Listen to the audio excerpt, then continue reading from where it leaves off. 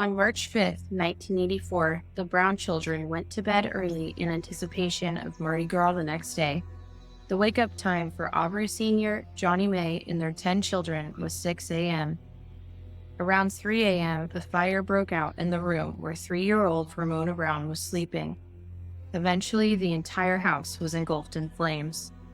Aubrey and Johnny Mae, along with 7 of the children, escaped. In the ashes, the remains of 4-year-old Aubrey Junior and 2-year-old Kevin were found, but not 3-year-old Ramona.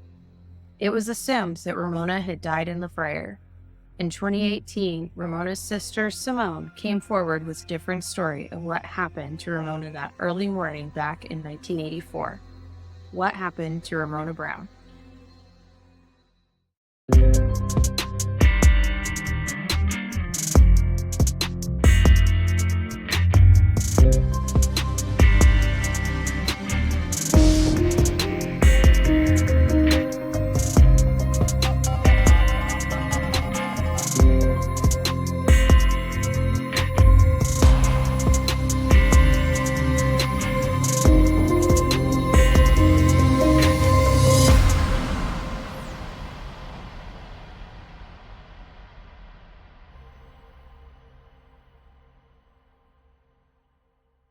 The Browns lived in a small house on the corner of Memorial Park Drive and Idaho Street in New Orleans, Louisiana. The house was small, especially for a family with 10 children. But by all signs, the family was a happy one. The night of the fire, Ramona wanted to stay the night with her grandmother Dorothy, but she wasn't allowed because the family had to get up early in the morning to attend Mardi Gras. Around 3 a.m., a fire started in the room that Ramona was sleeping in. The neighbors heard a loud bang and then looked out to see the Browns' house was ablaze. That night, Aubrey Senior and Johnny Mae were sleeping in their bedroom near the back of the house. When the fire started, they escaped out their bedroom window. Joseph was in a bedroom across from his parents, and he escaped out the window. Ramona was in her own rooms next to where Joseph was sleeping. The other 8 children were sleeping in the great room next to the kitchen. 6 near the front door, and 4-year-old Aubrey Junior and 2-year-old Kevin were sleeping on the couch on the other side of the room. With the house ablaze, 6 of the 8 children escaped out the front door. Johnny Mae was screaming frantically that her babies were in the house as Aubrey Senior tried, to no avail, to put out the fire with buckets of water. With the fire department on scene, the blaze was out in less than 30 minutes, but the damage was done. The house had burned down to the foundation. Worse, 4-year-old Aubrey Jr., 3-year-old Ramona, and 2-year-old Kevin were all missing. In the days following the fire, they quickly found the remains of Aubrey Jr. and Kevin, but struggled to find any trace of Ramona. They sifted through all the rubble and ashes, but only found the bones of a mouse. No remains of Ramona were found, not even bone fragments. The fire department and police scoured every inch around the neighborhood where the Browns lived, including opening storm drains. They turned over logs and looked in sheds, searching a block, then marking it off and moving on to the next. Nothing was found. For decades, it was assumed that Ramona had died in the fire. Case closed. Or was it? In 2018, 34 years after the fire, Simone Brown filed a missing person report for Ramona. That is when a different story of the night of the 1984 fire came to light. According to Simone, then 6, she was holding Ramona's hand outside the burning house. Simone recalled that she and Ramona were approached by an older black man and white woman in a gold bronze Cadillac with what she described as having wings. They said they would take care of Ramona until the fire was put out. Ramona got into the car. The couple drove away, and Simone never saw Ramona again. Simone told her parents this story back in 1984, but her parents thought the tale was just the imagination of a 6-year-old who was under stress. At the time, the police were not told Simone's story about Ramona, so there were no follow-up actions taken. Ramona's grandmother, Dorothy, received a strange phone call. The person on the other end of the line said, "Ma." When Dorothy asked who was calling, the person on the other end of the line said, "Al." Al was Ramona's nickname. Since Dorothy's phone number was in the paper as a contact for any information the public might have about Ramona, the family thought the call was most likely a prank. It has been unknown how many people actually knew that Al was Ramona's nickname. After 34 years, the trail on this case has gone cold. Johnnie Mae Brown, Ramona's mother, put her DNA into a database in case a match for Ramona could be found. A composite picture of Ramona at age 43 has been released. The picture was based on Ramona's sister, Tansy Nickerson, who Ramona was supposed to be a spitting image of. So what happened to Ramona Brown? As we always say in these episodes, we cannot answer that question, but we can shed some light in the case. However, you should make up your own mind. If you're a fan of Occam's razor, you would come to the conclusion that Ramona died in the fire. This is what we thought when we first started looking into this case. However, after doing some research, the case doesn't seem so simple. In order to render a body into ashes, it is necessary to reach temperatures between 1400 and 1800 degrees Fahrenheit for about 2 to 3 hours. This not only breaks down the body tissues, but it evaporates the organic matter so that you are left with ashes that can be transported. But even at that temperature and time, some bone fragments are still present.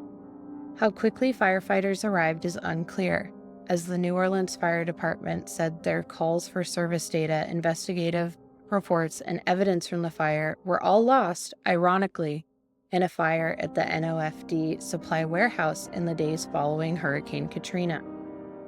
In an article published in the Times-Picayune newspaper the day after the fire, a spokesman for the NOFD said the fire was under control about 30 minutes after they received the call.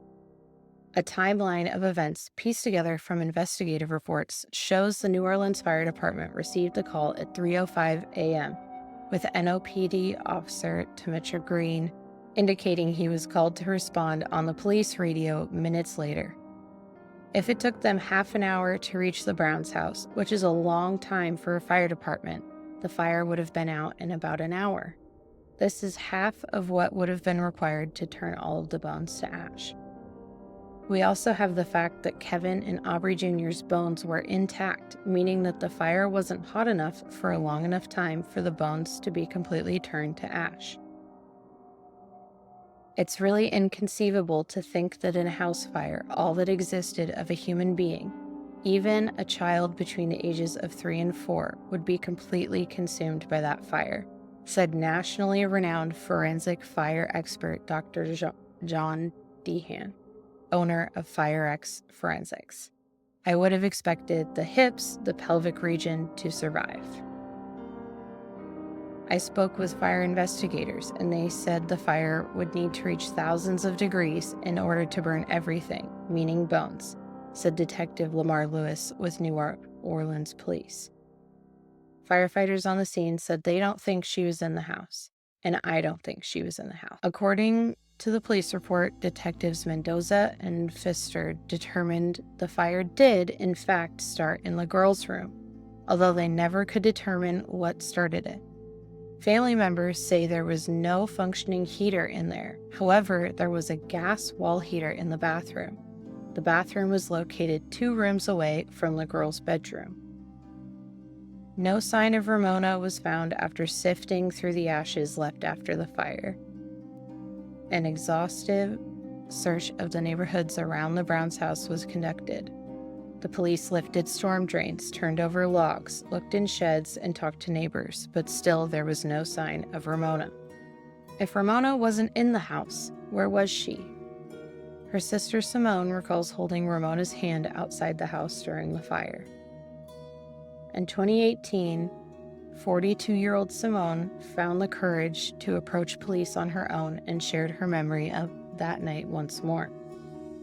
My brother Kevin encouraged me to reopen the case because he thought about Ramona all the time. Simone met with Detective Lamar Lewis with the New Orleans Police.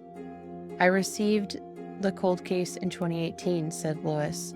Simone is positive she had Ramona's hand that night. Simone remembers seeing Ramona getting into a gold-colored Cadillac that she describes as having wings on the back. The white female had long hair and the black male had short hair.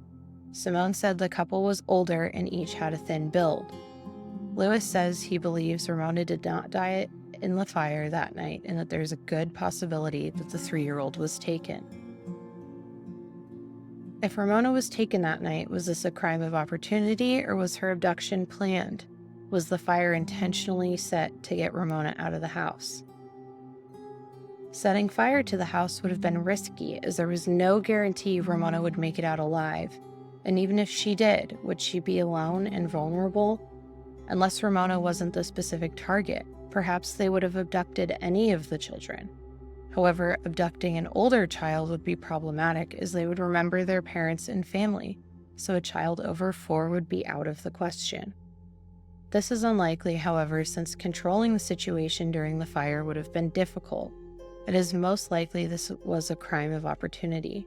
But who is out at 3 a.m. looking to abduct a child?